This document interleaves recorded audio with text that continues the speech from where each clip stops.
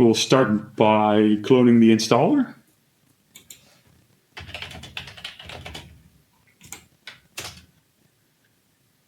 Here we go. Codex installer, we give it an npm install and npm start. Oh, can you show people real quick what like this version of Node you're running? Oh, that's a good question. This is 22.14.0. Cool. And then you can go back into the CLI. There, yes. Download and install Codex. So it thinks about it for a moment.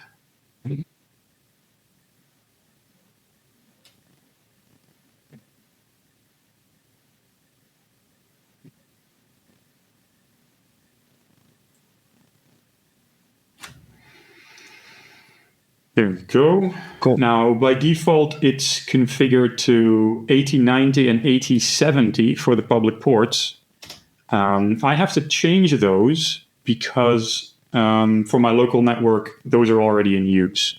So I'm just going to edit the config here real quick and set it to 8091 and 8071. Save the changes. And then run the Codex node.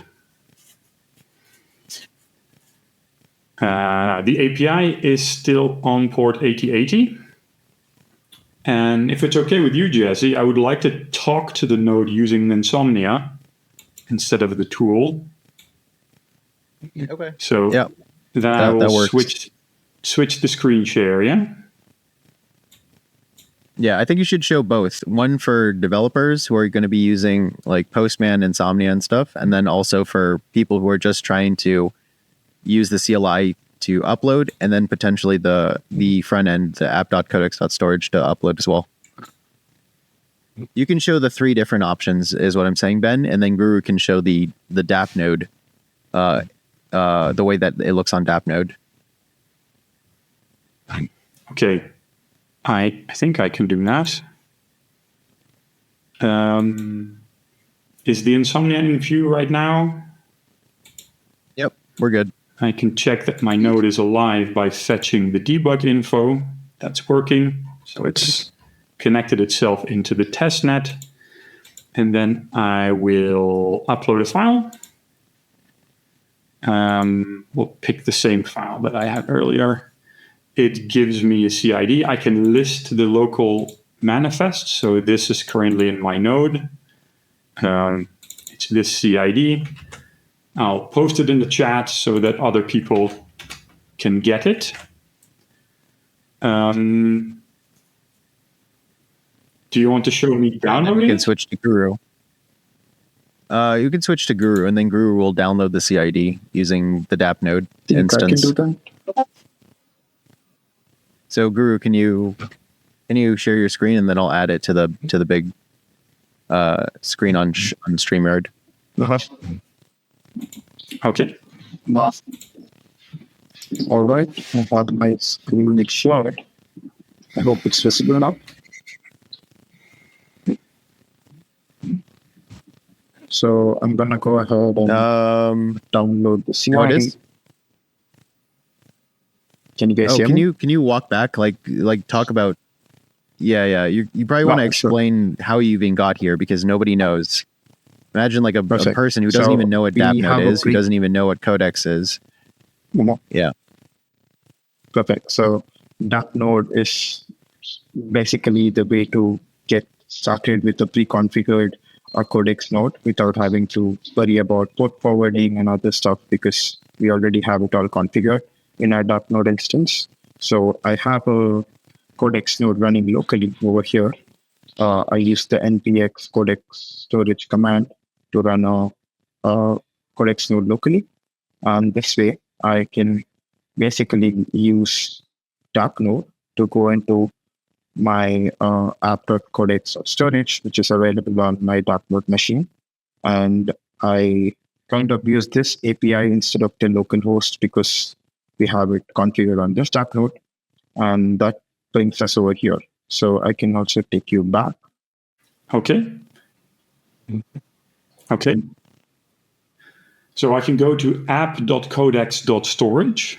When I get started, I can pick an icon and a name, and I can point this web application at my local Codex instance, and I can use it to inspect the files in my node and to upload and to download. So, Jesse, if you have a CID for me, I can attempt to download it.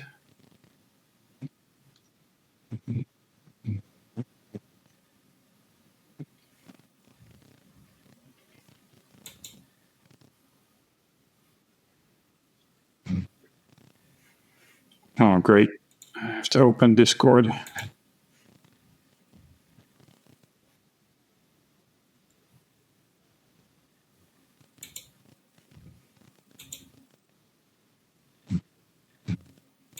Okay, I have the CID.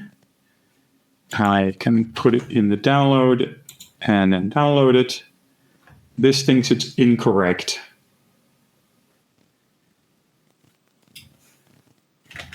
Okay, I thought it looked short.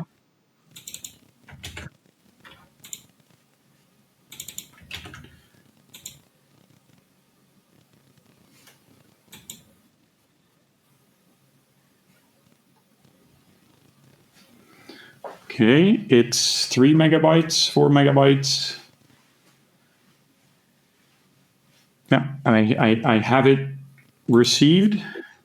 I can see it here that it's in my local files. And I suppose I can even open it if you tell me what kind of extension it is. .mov.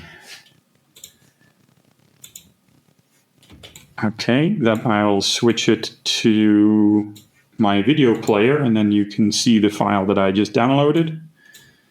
1 second here.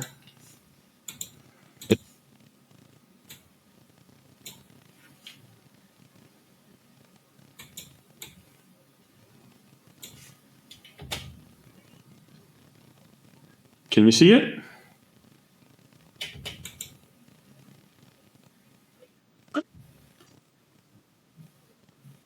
That's it. Isn't it nice? I think I can give it a shot as well from my. Can you guys pass on the CID? I think see the CID here.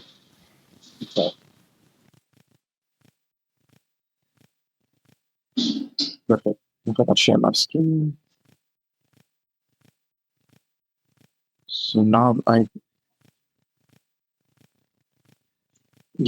think I'm actually building a file sharing app that uses Vacuum and Codex. I think I'll be able to ship it by Monday. So I have a blog post which basically summarizes the whole process on a developer experience perspective. So this all started with a napkin sketch of how we onboard folks to use Codex. And this is the napkin sketch. And so basically the starting point is going to be npx codex storage, which is the command used for running the installer. And you can get started by downloading the node binary and also making sure all the test cases for the environment are successful, which is port forwarding, and the CLI just gives you warnings if you don't have something set up. So you'll also be able to run the node and link a ERC20 address, which basically binds your Codex node with a ERC20 address so that the team knows that these are the early stage contributors who are trying to dock with Codex. And once we have a node running, this local Codex node, which is running from the installer, is going to send periodic heartbeats to Supabase using an edge function. And each and every heartbeat is going to have all these information, which is node ID, peer ID, public IP of the Codex node, version of the Codex node, tier count, which is inaccurate right now, but we are planning to fix it pretty soon. And also the public IP, again, just mentioned already. So, the port, which is the listening address and the discovery address, and the last updated timestamp of the node, and finally the ERC20 wallet address. So we have all these information being pushed into the Supabase under the node records table, and that way we have data on all the nodes that are running currently. And based on the cron, which runs every 24 hours, we basically find the number of nodes that are active on a particular day using the timestamp. And we have another table called metrics, which has the date, the time that the record was created, the active nodes count, which is basically the number of nodes running on a particular day. So we have two tables inside Supabase, which kind of orchestrate the whole data collected from the node. And based on these data, we kind of visualize this on our metrics dashboard, which is the second component. And the metrics dashboard is available at metrics.testnet.codex.storage. This basically helps us understand the number of nodes running using the installer. One of the edge cases is that if someone decides to run a node without using the installer, they won't be listed in the Supabase.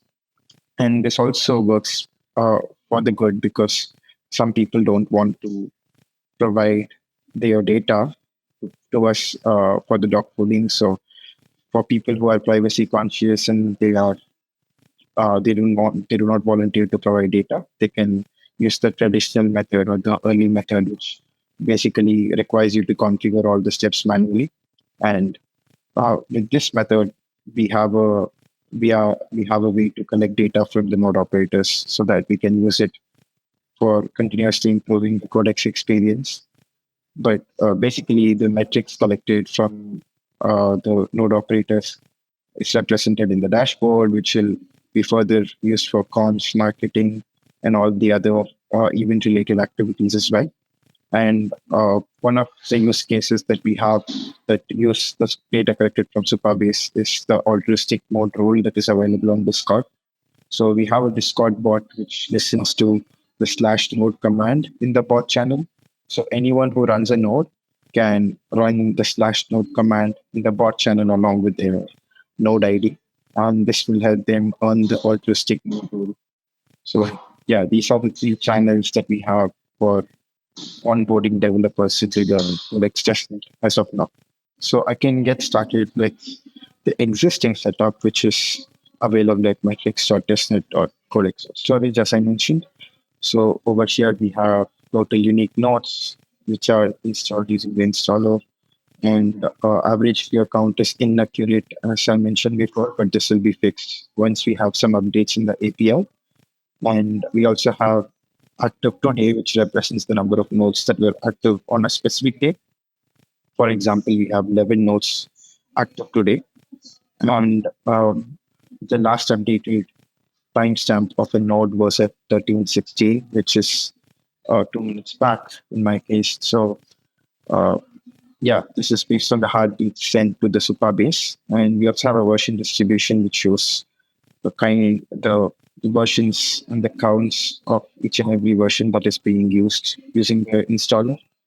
So all these information are acquired in the heartbeat itself. So we also have a visual representation to see the rate of growth.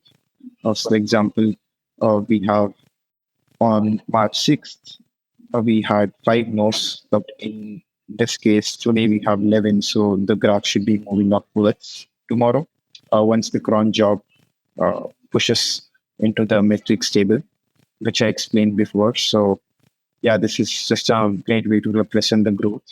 And we can also filter by the days. So this spike was during ETH Denver on the first day or second day of ETH Denver, February 25. So we had 19 nodes active on that specific day. And you can also see the active node IDs over here. When you press a specific node ID, you can see that the node is in this particular version and it was last active on this particular time. And over here, you can see that Discord is not linked and ERC20 wallet is not linked. So folks will need to uh, link their Discord ID by using the /node command on Discord. And similarly, ERC20 address can be input in the CLI, so in the installer. So once you do that, this should show as linked, similar to this one. So this particular node has linked your Discord and ERC20. So this is a simple way to find.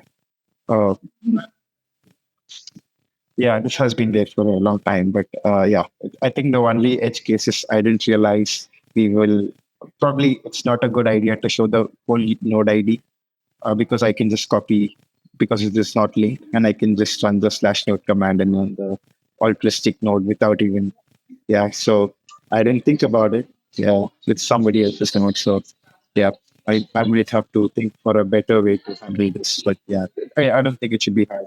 It should be fixed in a couple of hours. So that's pretty much it. We also have a page here which says run node, and this is just a step-by-step instruction of how to use the installer in a node. So this is also available, and we'll be updating the docs pretty soon for using the installer. And for the next steps with this metrics dashboard, we are trying to get away from Supabase as much as possible. And use a crawler to collect all the data over here because we have all the data over here, but we just want to make sure that it does not use a centralized.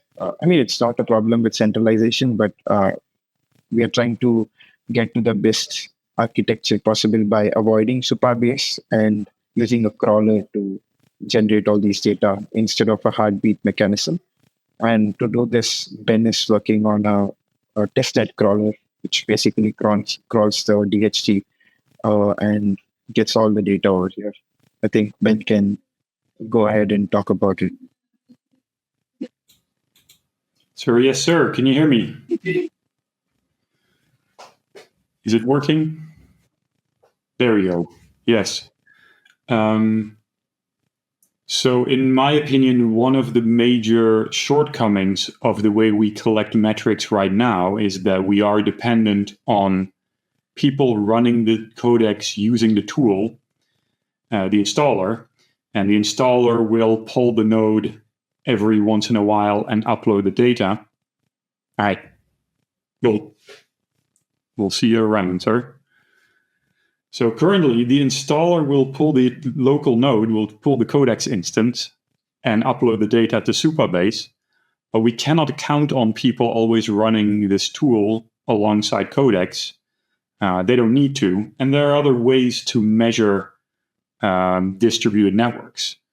So what you do classically is you crawl the network by navigating from node to node and asking for all its neighbors. And we've implemented a crawler that is pretty basic right now. It's just showing the DHT nodes. So this gives us a feel for the size of the testnet at the moment. And it's not always a reliable metric. You can see the number is always like wobbling a little bit. But it gives you an impression. So if lots of users come on, the number will definitely go up. And if lots of users leave, the number will definitely go down. In the future, we are looking to expand this maybe with some information about what's going on in the peer-to-peer data layer. How many connections are being made, how much data is being transferred. If there's a decentralized way we can get that data out of the network. Otherwise, we can always resort to the information that's on-chain because the testnet has its own little blockchain. You can get some tokens there to run your own instance. They don't have any monetary value. You can just get them from a faucet, and you can run your own node using those tokens. And on that blockchain, we will be able to see how many storage contracts are posted, how long they last for, how big their data sets are, how many of them succeed, like get successfully picked up by storage providers, and how many of them fail. And using these numbers, we will be able to get a good sense of the data that's being stored in the testnet. That's not on screen right now. That is something that we still have to develop. Like I said, for now, we just have an estimate of the size of the testnet. And this is independent of how you install and run your Codex node. If you install and run your Codex node and you join the testnet, this thing will detect it. So that is the advantage.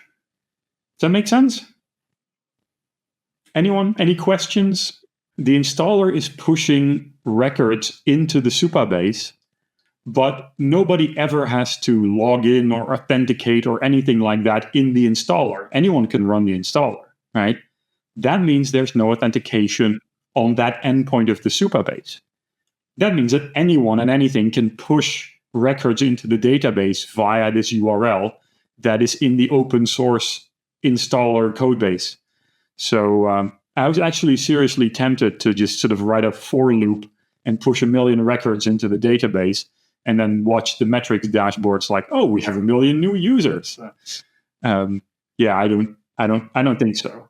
Okay, so when we want to measure the testnet, we should do it the way I just explained. We should crawl the network and we should investigate the chain, because that information can't be faked, right? If you want to do something with like Discord role handles or Ethereum addresses, connecting them to Discord users or node IDs or something, I suppose it should have to be from Discord first. Like the information should be coming from the Discord user. The Discord user should be saying, this is my node ID. And we shouldn't be like leaking node IDs on the dashboard somewhere or something. And ideally, there should be like a way to confirm these things.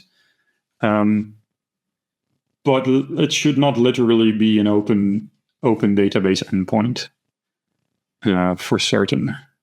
Yeah, we stood up a little bit of code to benchmark our zero-knowledge circuits that are used to generate the storage proofs. This was done to see their CPU and their memory impact. And currently we are well within consumer hardware ranges. I'm just running a node on a small NUC, and it's generating proofs all day, every day, and that's just fine.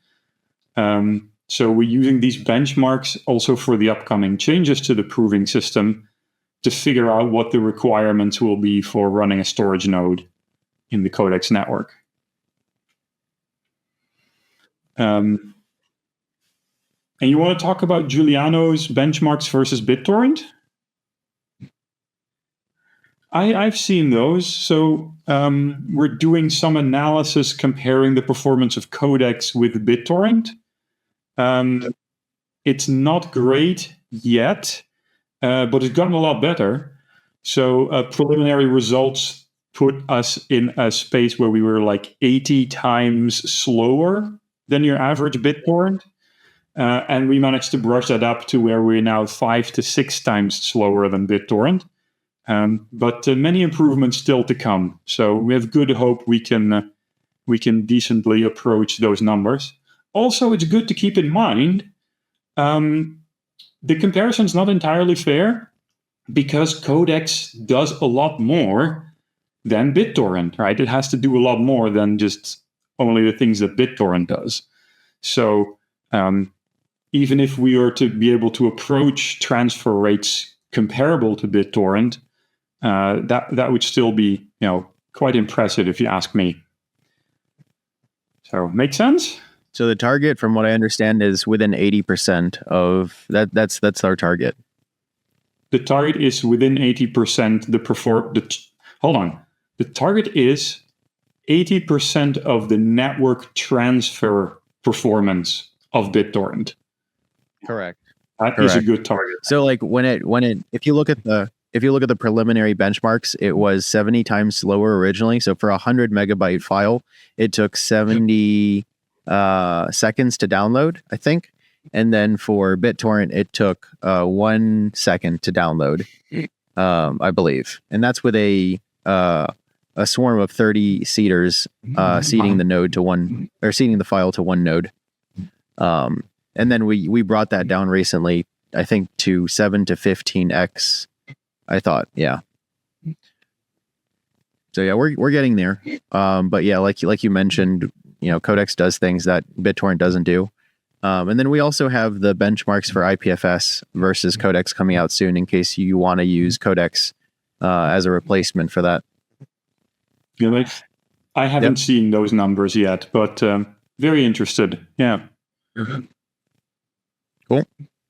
They're in the blog post if you go to blog.codex.storage. Also for the API information that Ben was using earlier in Insomnia, you can go to api.codex.storage and see all of the available endpoints. Yes, and when in doubt, codex.storage. If you don't remember, just codex.storage.